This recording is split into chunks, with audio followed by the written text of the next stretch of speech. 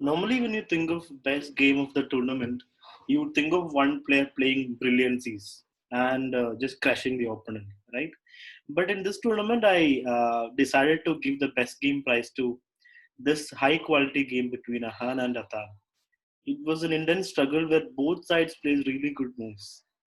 The game ended in a draw, but it was a thrilling encounter. Let me take you through the game.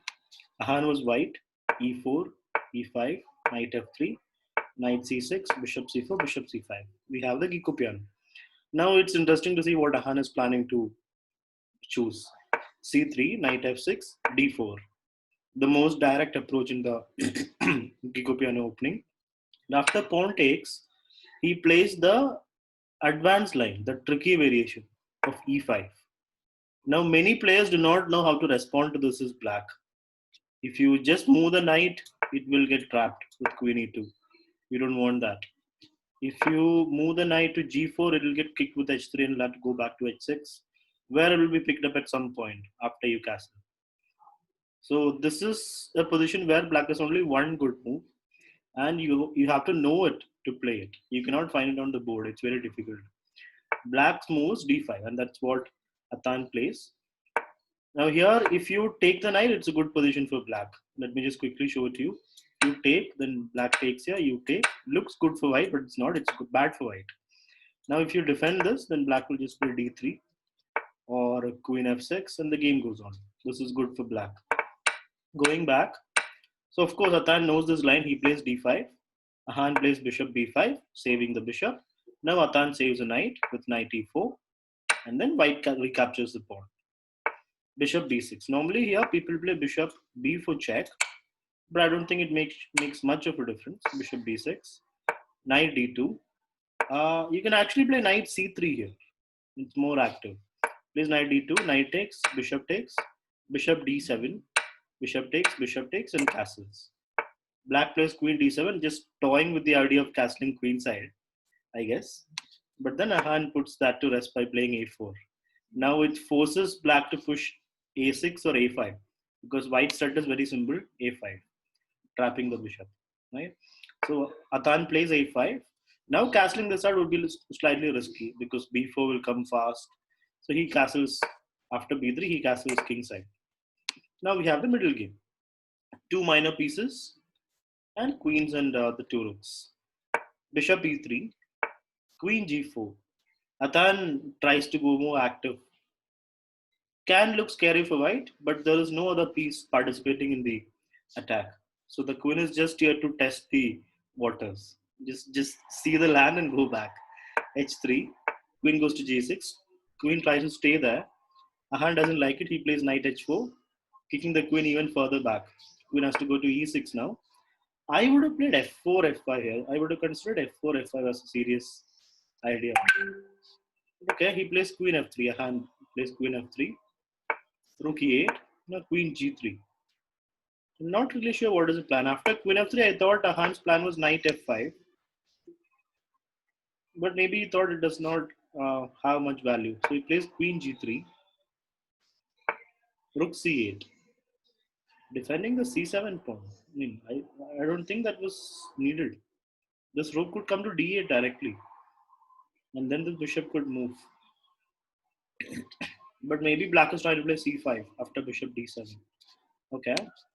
f4 now. Okay, this makes sense. Now f5 is something white wants to play. Black does not let him do that. And of course, here you don't want to take on percent because the bishop is angry, right? And Athan does not miss that. He just plays queen. Ahaan plays queen g5. Again, this queen has done exactly what black queen did. It has come here, tried to scare off the black piece a little bit, just to test whether they are doing a good job or not. Actually, there's a threat also. So black defends it. Now the queen just goes back because h6 is coming. Maybe around here, Ahaan decides to play a little bit on the queen side also. He must have realized that there's nothing much can happen on this side. Or maybe he realized he can play knight f3, knight g5 as another idea.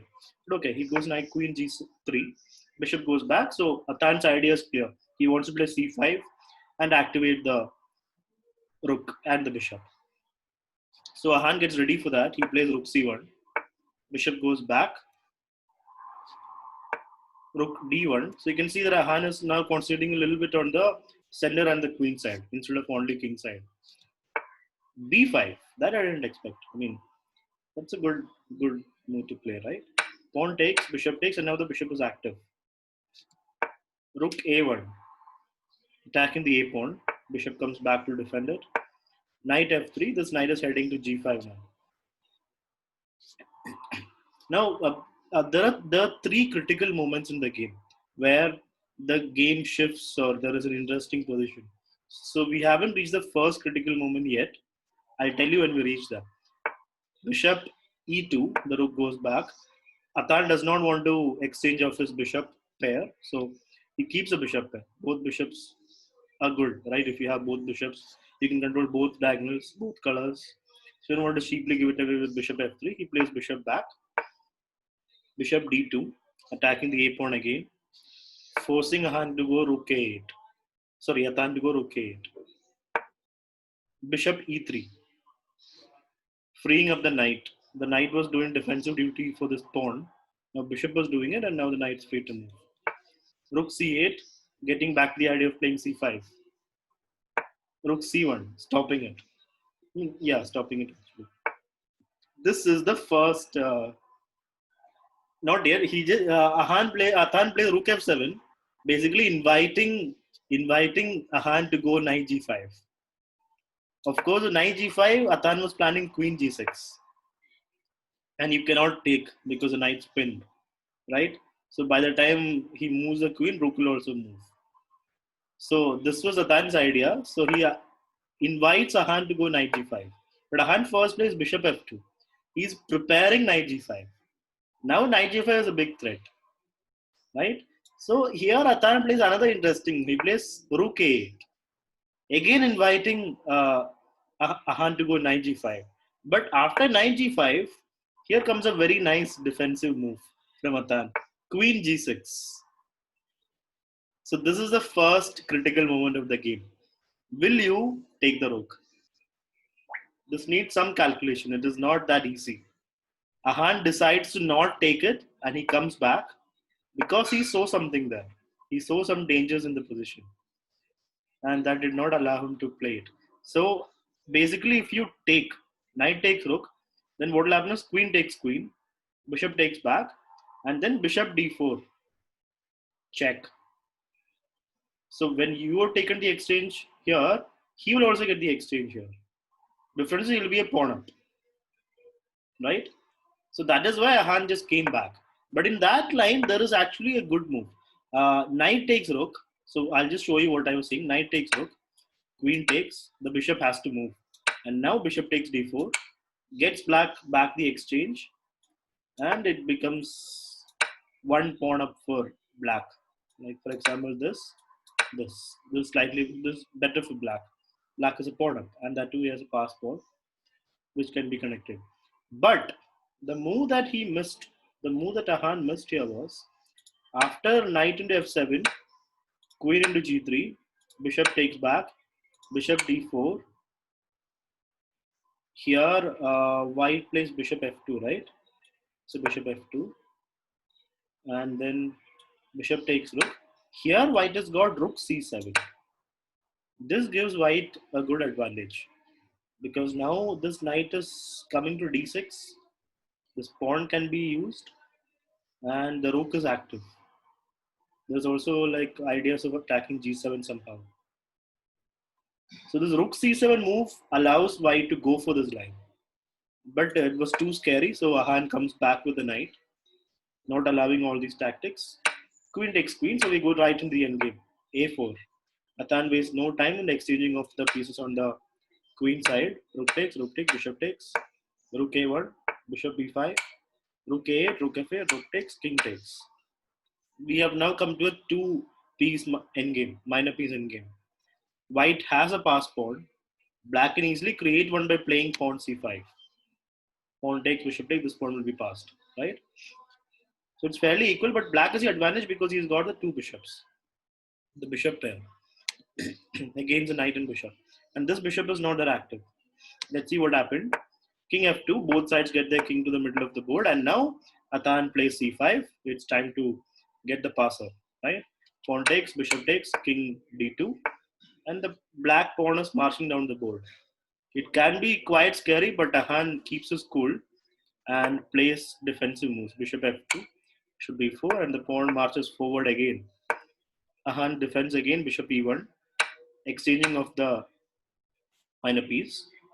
Now, this is still slightly better for black, in my opinion. Practically, engine will tell you white is slightly better, but practically this pawn uh, can give some pressure on you, put some pressure on white. King e6, king e5. Now Ahaan is able to take the pawn actually. So this is the second critical moment. Would you play bishop takes knight if you are Athan, or do you have something else planned? If you have nothing else planned, then you're doomed because you're basically a pawn down. If you play bishop takes knight, king takes, this position is good for. I mean, it's winning for white. This pawn is passed. The black king cannot go below that pawn because it will run, and white will slowly get his king up and win the game. So that is not what Athan planned. After king d2, king d5, knight takes pawn. Athan plays the very nice king e4. The knight is still now attacked, and if the knight moves, f4 hangs. So the king is able to get into the game and defend the position. Knight moves, king takes. Ahaan tries to run with the pawn actually now. Again, now the pressure is on black a little bit because this pawn can be dangerous. Black comes back, king comes up, black comes back, h5. So this is where I take you to the third critical moment. Till now, Athan did not have any real chances. Ahaan had one chance, that was knight takes rook, but Athan did not have any real chances. But this was his moment. Here, after king d4, because Athan has a bishop, he has got bishop f1, and that would have been a winning position because black is about to lose. I mean, white's about to lose one of his pawns, and this pawn is also not going anywhere. And with the bishop, it's easy for black to win this game. But he missed it actually. By this time, Ahaan also had just very less time, so Athan must have kept that also in his mind when he played the move fast. He plays h5. Here I would play h4, right, just to stop g5. But Ahaan plays g3. No real problem though. g5, e7. This is a very nice defense by Ahaan. This is actually brilliant because he has got very less time on the clock, and to play a move like e7, giving up the pawn, must have taken some courage. It's a nice defense. Like king takes, and now Ahan's plan is to play king e5. He'll get one of these pawns back and a more active king. It's important to say note that the bishop cannot defend this pawn like this or like this. Both squares are covered. If you come here, knight takes, king takes, and then white will actually win. So Athan plays g4, trying to exchange off the remaining pawns.